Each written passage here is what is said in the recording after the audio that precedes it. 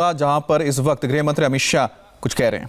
जम्मू कश्मीर की स्थिति को हम समझे, राजनीति करने के लिए ऐसा कोई बयान न दे जिससे जनता गुमराह हो जाए।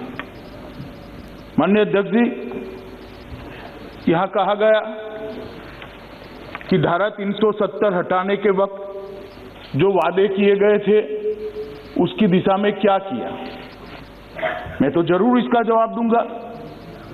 मुझे मौका दी आपने जवाब देने का, मगर भाई 17 महीने हुए धारा 370 हटे हुए, आप हमसे हिसाब मांग रहे हो। 70 साल आपने क्या करा, इसका हिसाब लेकर आए हो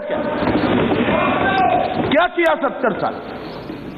और अगर 70 साल ढंग से चलाते तो हमसे हिसाब मांगने का समय ही ना आता। माननीय अध्यक्ष जी, उनको भी मालूम है कि धारा 370 हटने के बाद अभी तो वहां पर प्रशासन स्थिति को संभाल रहा था, इतने में कोविड लग गया। 1 साल लगभग सब कुछ बंद रहा है और हमसे हिसाब मांग रहे हैं। मुझे कोई आपत्ति नहीं, मैं हिसाब देता हूं, आना पाई का हिसाब देता हूं, एक एक काम का हिसाब देता हूं, एक एक बात का हिसाब देता हूं, मुझे उसमें कोई आपत्ति नहीं।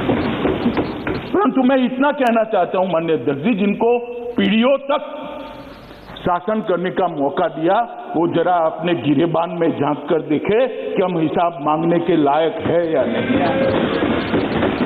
माननीय अध्यक्ष जी, धारा 370 को हटाने का मसला कोर्ट में है। मसूदी साहब हाई कोर्ट के जज रहे हैं, सुनने के लिए नहीं बैठे हैं, मगर मुझे रिकॉर्ड तो क्लियर करना ही पड़ेगा। उन्होंने कहा कि सुप्रीम कोर्ट में मामला लंबित है, मनीष तिवारी जी ने भी कहा, वो भी चले गए। आगे अच्छा हुआ, लंबित है। माननीय अध्यक्ष जी, उनको कोर्ट का प्रोसीजर मालूम है और ये मामला कोर्ट में लंबी बहस हुआ और बाद में 5 जजों की बेंच को सुपुर्द किया गया है। अगर इतनी अनकॉन्स्टिट्यूशनलिटी इसमें दिखाई पड़ती है तो सर्वोच्च अदालत को पूरा अधिकार था कानून पर रोक लगाने का, और वो रोक लगा दी थी। परंतु यहां पर कोई स्टे नहीं है। सर्वोच्च अदालत ने यह नहीं कहा है कि इस कानून का अमल नहीं हो सकता, उन्होंने उसको विचाराधीन रखा है। जब सर्वोच्च अदालत पूछेगी तब हम जरूर जाएंगे, जवाब देंगे और सर्वोच्च अदालत निर्णय करेगी। मगर कहीं पर भी ये कानूनी स्थिति नहीं है कि इसका अमल नहीं हो सकता। इसके कारण जम्मू और कश्मीर का पूरा विकास को हम रोक कर बैठ जाए, वहां पर डेवलपमेंट के कामों को हम रोक कर बैठ जाए। और मुझे कह रहे हैं माननीय सदस्य श्री तिवारी जी कि हम जाए और सुप्रीम कोर्ट को अर्जी दे कि इसको जल्दी सुनवाई करूं। माननीय अध्यक्ष जी, मैं उनको कहना चाहता हूं कि हम तो सुप्रीम कोर्ट के सामने है ही, एक पक्ष लेकर कि इस देश में धारा 370 नहीं होनी चाहिए, इसलिए हमने हटाया। मगर आप तो सुप्रीम कोर्ट के सामने ही नहीं हो भाई, ना हा ना बीच का रास्ता लेकर चल रहे हो और दोनों ओर बोल रहे हो। ये तो आप भी कर सकते थे सुप्रीम कोर्ट में जाकर कि भाई जल्दी सुनवाई करो। ये भी आपको मालूम है कि सुप्रीम कोर्ट आजकल वर्चुअल सुनवाई करता है और जिसमें 70, 80, 100 वकील, एडवोकेट खड़े होंगे, पार्टियां इतनी होगी, इसकी वर्चुअल सुनवाई संभव नहीं है, ये आपको भी मालूम है। इसलिए सुनवाई नहीं हुई। इसका एक बड़े हिस्से का सुनवाई हो चुका है, 5 जज का बेंच भी बन चुका है और जैसे ही सुप्रीम कोर्ट वर्चुअल सुनवाई के मोड से पुनः फिर से एक बार आमने सामने की सुनवाई करेगा, तब जरूर सुप्रीम कोर्ट अपनी प्रायोरिटी के हिसाब से इसको सुनेगा। मगर तब तक कोई काम ना करे क्या? ये किस प्रकार से उदाहरण इस सदन के अंदर दिए जाते हैं। माननीय अध्यक्ष जी, सदस्य टी सुमति और काफी सारे सदस्यों ने कहा कि बिल लाने का मतलब ही है कि अब जम्मू कश्मीर को स्टेटहुड नहीं मिलेगा। भाई, बिल को पायलट तो मैं कर रहा हूं, लेकर मैं आया हूं, मंशा मैंने स्पष्ट कही है, कहीं पर भी नहीं लिखा है कि स्टेटहुड इससे नहीं मिलेगा। आप कहां से ड्रॉ करते हो? अब की मन की आशंकाओं को जम्मू कश्मीर की जनता पर क्यों थोप रहे हो? मैंने इसी सदन में कहा है और फिर से कहता हूं कि इस बिल का जम्मू कश्मीर के स्टेटहुड से कोई लेन देन नहीं है। उपयुक्त समय पर जम्मू कश्मीर को स्टेटहुड दिया जाएगा। और कह रहे हैं कि स्टेटहुड देना है तो एग्मूट में क्यों लेकर आए? जरा एग्मूट कैडर को ही समझ लेते। क्या अरुणाचल राज्य नहीं है? क्या गोवा राज्य नहीं है? मिजोरम राज्य नहीं है? ये सारे राज्य ही है। जरा ध्यान से पढ़ लेते तो इतनी फजीहती न होती। ये सारे राज्य है और एग्मूट कैडर के अंडर में है। जहां पर विशेष प्रकार की भौगोलिक परिस्थिति होती है, एडमिनिस्ट्रेटिव परिस्थिति होती है, वहां पर अफसर भेजने पड़ते हैं और वो राज्य के विकास के लिए जाते हैं। जो अफसर एग्मूट कैडर के हैं वही मसूरी की जगह पे ट्रेनिंग लेकर आते हैं जो जम्मू कश्मीर कैडर के लोग पहले लिया करते थे। ये ऑल इंडिया कैडर है मान्यवर। और ओवैसी साहब इसका हिंदू मुस्लिम में विभाजन करते हैं।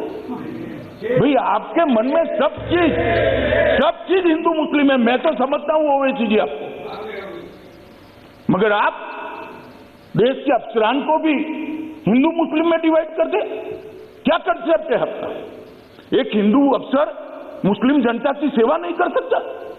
एक मुस्लिम अफसर हिंदू जनता की सेवा नहीं कर सकता? किस प्रकार के देश में हम आगे बढ़ने जा रहे हैं? अफसरों की संख्या हिंदू मुस्लिम में बांटेंगे और अपने आप को सेक्युलर कहते हैं।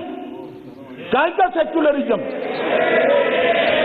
हिंदू मुस्लिम में अफसरों की संख्या बांटेंगे। इस तरह से तो मान्यवर कश्मीर के अंदर शांति नहीं होगी, ज्यादा चिंता होगी, ज्यादा उचाट होगी, संशय बढ़ेंगे। मेरा सभी से निवेदन है कि इस तरह से नहीं करना चाहिए। अभी उन्होंने एक और निवेदन कर दिया मान्यवर कि 2G से 4G विदेशियों के दबाव में किया है। ओवैसी साहब को मालूम नहीं है जिसका वो समर्थन करते थे वो यूपीए की सरकार चली गई है। ये नरेंद्र मोदी की भारतीय जनता पार्टी की सरकार। इस देश के फैसले ये देश करता है। इस देश के फैसले इस देश की संसद करती है। कोई हम पर दबाव नहीं कर सकता। और हमने उसको इसलिए रिस्ट्रिक्ट किया था मान्यवर कि कुछ समझने के लिए समय चाहिए था। अफवाहें न फैलाई जाए इसके लिए एक समय चाहिए था। और आप हमें पूछ रहे हो भाई अधीर रंजन जी 2G और 4G, आपने तो मोबाइल ही बंद कर दिए थे और 20 साल तक बंद कर दिए थे। वाजपेयी जी की सरकार ने आकर 2G 4G छोड़ो, मोबाइल सर्विस ही बंद कर दी थी। कहां गए थे उस वक्त सारे अधिकार? मैं आपको पूछना चाहता हूं मान्यवर आपके माध्यम से, कहां गए थे सारे अधिकार? जब विपक्ष में बैठते हैं तब अपने समय में क्या किया था वो भी तो थोड़ा याद रखना चाहिए, वरना फिर सुननी पड़ेगी। मान्यवर ये हमें 4G और 2G का कह रहे, मैं अभी भी कहता हूं कि सबसे बड़ा नागरिक का अधिकार है सुख और शांति से रहने का, सलामती के साथ रहने का। सलामती जहां नहीं होगी वहां सारे अधिकारों का कोई मतलब नहीं।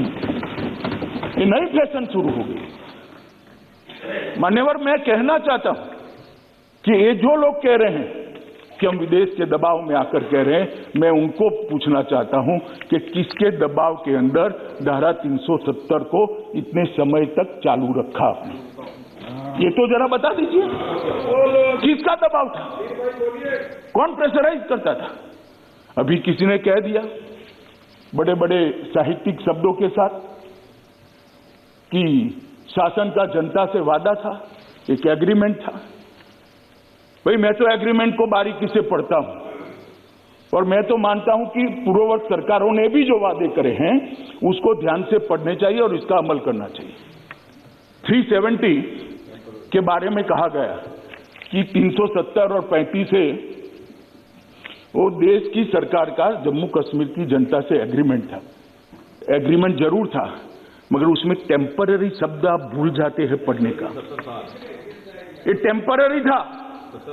और जो मेरा हिसाब पूछ रहे 17 महीने में स्टेटहुड कब दोगे, स्टेटहुड कब दोगे, स्टेटहुड कब दोगे, हम जरूर देंगे। मगर मैं उनको पूछना चाहता हूं, ये मैंने भी कहा है स्टेटहुड टेम्पररी है। 17 महीने में 17 महीने में हिसाब मांगते हो तो टेम्पररी 370 साल तक चली, उस वक्त क्यों हिसाब नहीं मांगते थे? इसके टेम्पररी प्रोविजन कब तक टेम्पररी रहेगा? टेम्पररी प्रोविजन को क्यों उखाड़ नहीं देते यार? क्यों कोई पूछता नहीं था? क्योंकि वोट बैंक की राजनीति करनी थी। ये सरकार वोट बैंक की राजनीति से नहीं चलती।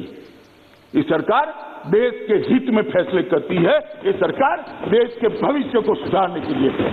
हम आएंगे जाएंगे, लोकतंत्र है, जीतेंगे हारेंगे, इसको ध्यान में रखकर देश के भविष्य को ताक पर हम नहीं रख सकते, न हम रखना चाहते। ये आपकी पॉलिसी है, आपको मुबारक।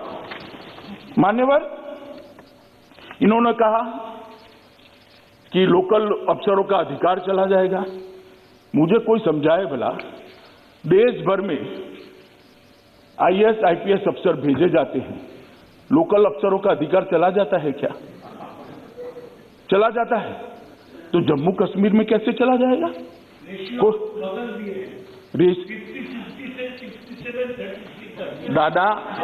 दादा आप ज्यादा पढ़ नहीं सकते, अब मैं समझ रहा हूं। देश भर में यही रेशियो है। आपके बंगाल में भी है। क्यों अलग रखना? कश्मीर देश का हिस्सा नहीं है। कश्मीर देश का हिस्सा नहीं है क्या? क्यों अलग रखना? और क्या कश्मीरी युवा को देश की ऑल इंडिया कैडर में आने का अधिकार नहीं है? अगर स्कूलों में पढ़ाते, स्कूल जला न दिए गए होते, मदरसों के अंदर बच्चों को जाने के लिए मजबूर न करते, तो कश्मीर के बच्चे भी आज आईएएस और